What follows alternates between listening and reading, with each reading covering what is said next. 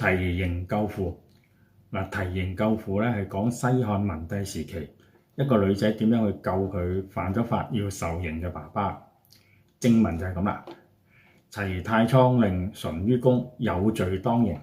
咁齊地有個太倉令叫淳於公，咁啊犯咗法要受獄刑。刑呢樣嘢好恐怖啊！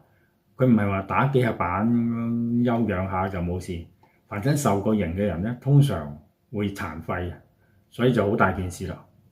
我睇啦，詔獄遞徙繫長安嗱，睇到呢堆字咯，大概都明咩意思咧？有個獄字啊，監獄又遞捕又遞啊，又徙又去長安咁啊嗱，詔獄係皇帝長官嘅監獄。呢個監獄個部門咧，就下令將犯人淳於公咧遞捕啊，徙係移送，係扣押喺長安嗰度。太倉公叫做淳於義，咁嗱，太倉令其實就係管國家嘅糧倉嘅。佢犯咗咩法咧？其實就係佢精通醫術，幫一個權貴醫病，呢個病人死咗。佢就被指控醫死咗人啦，咁啊告入咗，咁佢就將要受刑啦。太倉公無男，有女5人，咁啊一紮女喎，冇仔，生咗一紮女5個。將行會遞，將要被逮捕臨行之前啦，佢就矛起上嚟噶，罵其女曰：生子不生男，有緩急，非有益也。呢生養生唔出仔。有緩急非有益也，咁緩急呢度解緊急情況，個緩字呢度冇意思嘅，係只係一個陪襯字嚟。益呢度解幫助用處啦，咁佢就話啦，生養生唔出仔，遇到緊急情況一啲用處都冇。但係講埋啦，文言文係一字多義噶嘛，益字另一解釋就係更加或者越加咁嘅。例如宋東陽馬生序就話：既加官，益慕聖賢之道。成年之後，加官即係成年啦。成年之後，我越加仰慕聖賢之道。咁講翻啦，太倉公有5個女，佢冇仔。咁佢平時一定都好生噏㗎啦，噏住，哎呀，真係好唔開心啊！咁而家遇到啲咁大嘅災難，要割身體受刑，咁你可以想像下當時嘅情景啦。你話呢5個女嗰陣喺度做緊咩啦？多數喺度做緊咩啦？一定係喺度肥啲肥嚟喺度喊啦嘛。咁佢哇好鬱悶啊！仲係佢係覺得唉生唔出仔，冇人可以幫到佢。咁佢就將平時唔開心嘅嘢都發晒出嚟啦，鬧啲女我有事你乜嘢都幫唔到，咁冇得講啦，咁冇辦法啦。少女提刑自相洽嗱，又喺度喊啦。乃隨其父至長安，咁佢唔係淨止喊喎，佢呢個幼女提刑咧就決心要救佢爸爸啦，跟佢爸爸去長安。上書曰：妾父為吏，齊中皆稱其廉平。今坐法當刑佢上書俾皇帝首先我睇一個妾字，妾字唔一定係妾侍咁解嘅，妾字係古代女性嘅自稱嚟㗎，唔好誤會啊，以為佢想做你個妾啊。你見佢自稱妾，你以為佢想做你個妾，其實唔係，呢個字係佢嘅自稱。妾父為吏，齊中皆稱其廉平，講求情理由喎。嗱，我爸爸做官嗰陣咧，齊地嘅人都話佢廉潔公平㗎咁。今坐法當刑坐法即係觸犯法律。而家咧佢觸犯法律啦，要面臨獄刑。妾相符，死者不可復生，刑者不可復屬咁提刑咗啦。我相感於咧，人死不能復生，刑者不可復屬，即係受過獄刑嘅人咧，就唔可以就咁。屬字應該解做咩咧？我哋要分析下咯。屬字點解翻譯做咩？獄刑多數係割一啲嘢嘅，睇下割乜就睇下咩刑。屬字咧原本解接合駁翻埋。咁受過刑嘅人咧，佢個肢體唔可以重新駁翻埋喎，鋸呢度嗰度冇咗㗎啦嘛。屬字我哋應該呢度解釋做復原咁就啱啦。另外咧，呢個復字又有好多另外嘅解釋，其中一個就係佢同個足字相通。即係託付咁解，或者委託。岳陽樓記咪有句啦，囑圄作文以記之，咁啊即係委託我作一篇文記低呢件事啊。滕子京啊，嗱呢度話啦，雖復欲改過自新，其道無由也。又估咯啊，雖然想改過自新，但已經乜嘢啊？已經乜乜乜填啲咩好咧？其道無由也，我哋估下，已經再冇途徑啦，再無路可走啦。咁有啲好邏輯嘅同學會拗咯，殘廢咗嘅人都可以改過自新㗎，殘廢還殘廢喎，改過自新還改過自新喎。咁我覺得你好啱，好有邏輯。不過依家人哋係攞個求情理由啊嘛，咁就我哋唔討論呢一點啦嚇，唔好 challenge 人哋嘅論據啊。妾願沒入為官婢，屬父刑罪。我咧就願意咧個末字解咩好咧？末字我願意咧咩入去做官家嘅奴婢，嚟到贖父親嘅罪咁。末字呢度解收編咁就啱啦。代父受罰咧以前係得喎。代父從軍都得啦，係咪啊？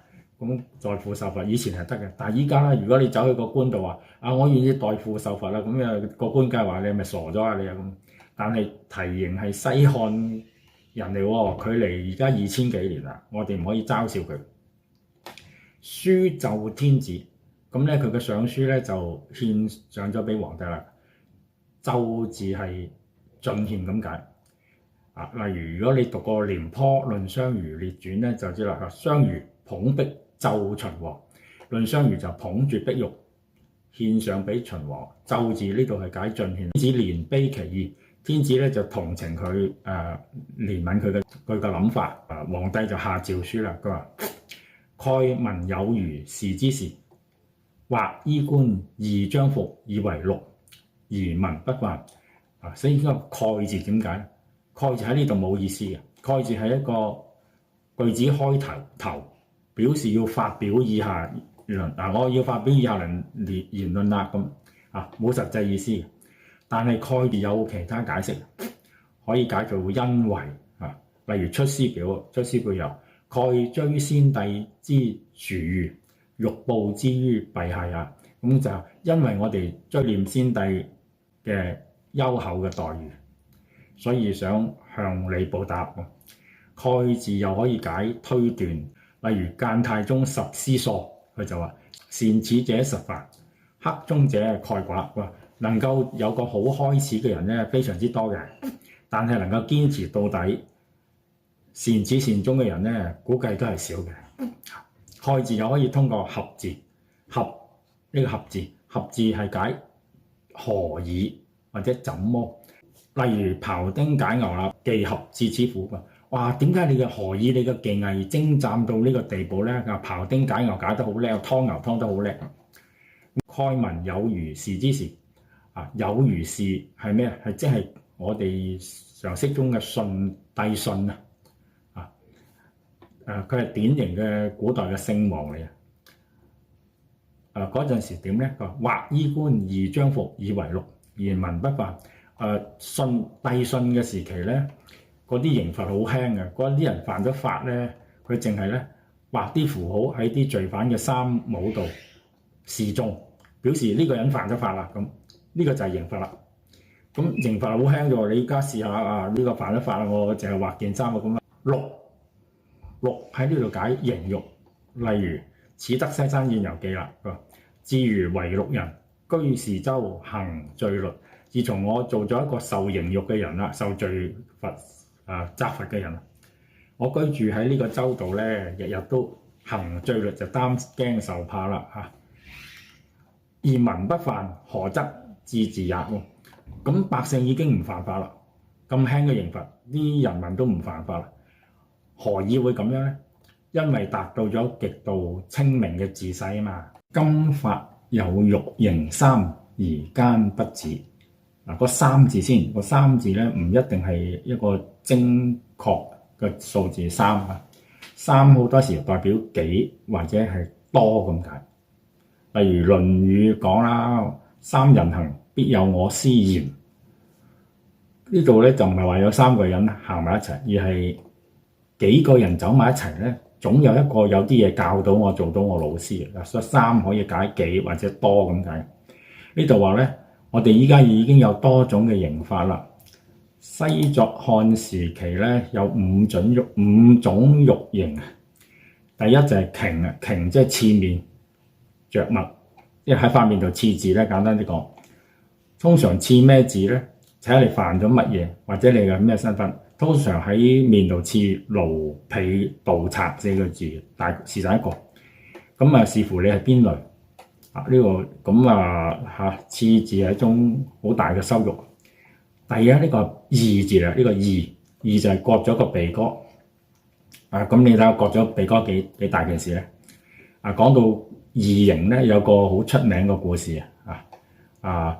戰國策嗰度講嘅，佢話楚懷王咧就曾經寵愛一個妃子，佢係魏國人，魏國嘅美人。咁咧就惹來另一個妃子鄭袖嘅妒忌啦。咁鄭袖啊點做咧？佢就假意同魏美人咧就親近咯。然後得到佢信任之後咧，就對佢話啦：你個鼻哥咧有缺陷啊，唔係幾好睇。大王唔中意，大王中意你其他，但係唔中意你鼻哥啊。你見到大王嗰陣咧，最好用手揞住個鼻，咁就完美啦。咁魏美人真係相信咗啦。咁啊見到楚王嗰陣咧，佢真係用嘢或者用自己嘅手咧揞住個鼻。楚王奇啊，以為佢厭惡自己啦。咁啊鄭袖就趁機就向楚王就講啦，佢話魏美人啊怕咗你有體臭啊。楚懷王就大怒啦，就將魏美人咧處以義刑，即係割咗佢個鼻哥啊！一個靚女冇咗個鼻哥，你話幾慘咧？魏美人最終係自殺。